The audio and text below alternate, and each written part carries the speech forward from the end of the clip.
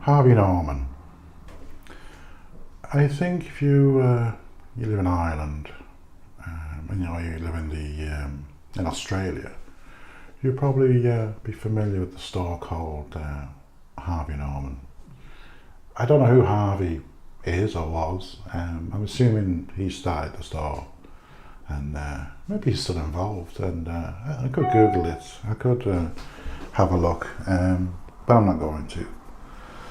I like Harvey Norman. Sometimes the prices are good. I primarily go there for electrical equipment. They sell Apple products and a range of really nice things. They also, some of the stores I think just do electrical, but where I live in Dublin, I have the flagship store for Harvey Norman. Basically, there's a row of retail units on a park that were disused for many years, and Harvey Norman came in there a couple of years ago and literally bought a lot of them and turned it into one flagship store, and it really is quite amazing. I think most of the square footage, is furniture, bedding. I think they do bedding, beds, things of that nature. Not normally my kind of thing, but I've been setting up my home office there the last year. Not done too well on it. If I'm looking at it now, I'm actually in the office, home office. It needs something, some soft furnishings anyway. I've got quite a nice office chair that I got from IKEA. I've got some clocks on the wall as well. I have clocks for different time zones around the world.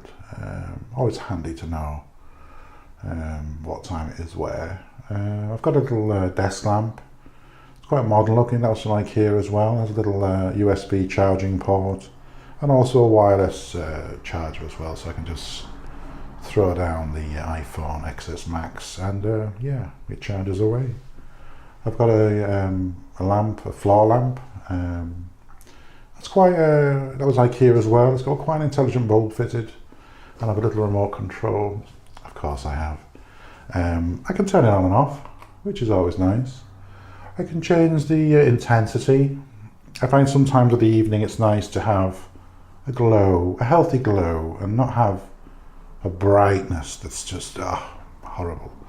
So even though it's the evening time, it's much more calming and relaxing, I find. But it also has quite a nice feature that I can adjust the temperature. That's the colour temperature.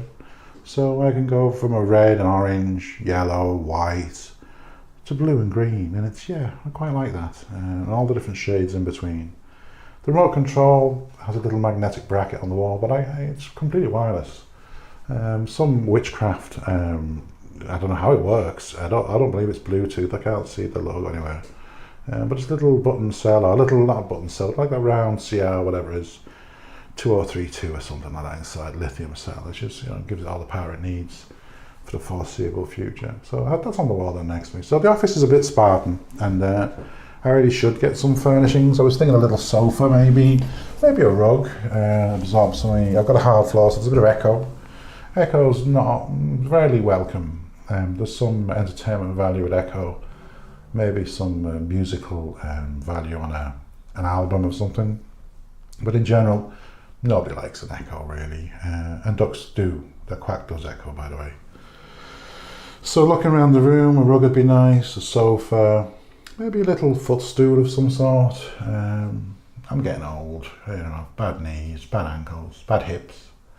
It's always nice to elevate the legs a little bit. I think that's what they do say, especially if you've got bad knees, I think. Elevate the legs occasionally, And I'm not a big fan of staying in bed, so that's always an option.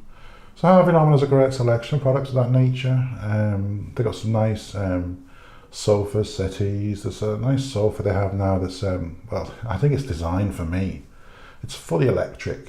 It's got a headrest. A little foot thing comes up. You can lie down, it reclines, of course. You can also have a wireless charger on it for your iPhone XS Max.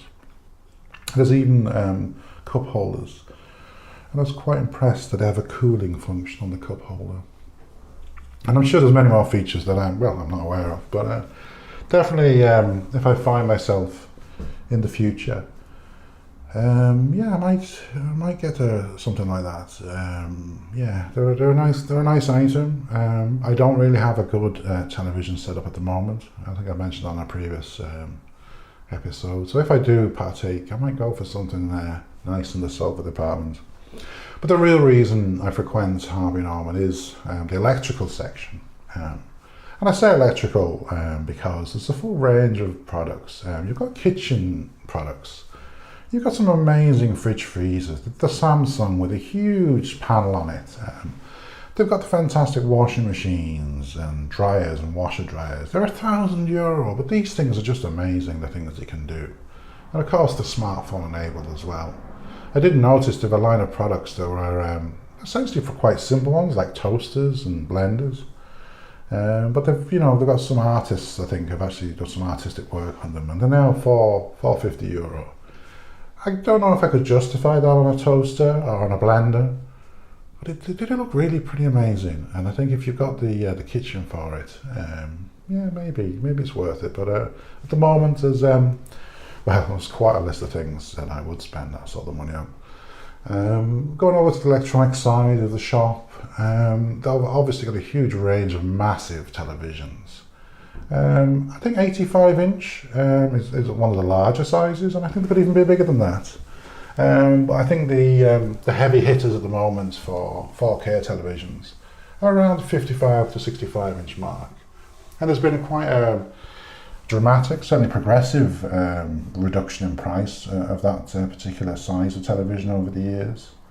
And I think as we move on, well, bigger's always better, isn't it? So I think we'll see that, they're just going to keep getting bigger and bigger and cheaper for the size. I wear glasses, and I think I've mentioned that before, the varifocals, and I do find that, to watch television at real high resolution, it's good to have a big screen. I did wonder if you could be too close to these televisions, but I suppose it depends on how immersive you want the experience to be. And I think if I ever was to buy something like that, I'd want a good sound system as well. I'm not into just having the visuals. I like to be the audible side stimulated as well. Surround sound is something I've had in the past. I've had 5.1 surround sound, and I think I've also mentioned I've 7.1 surround sound in the car.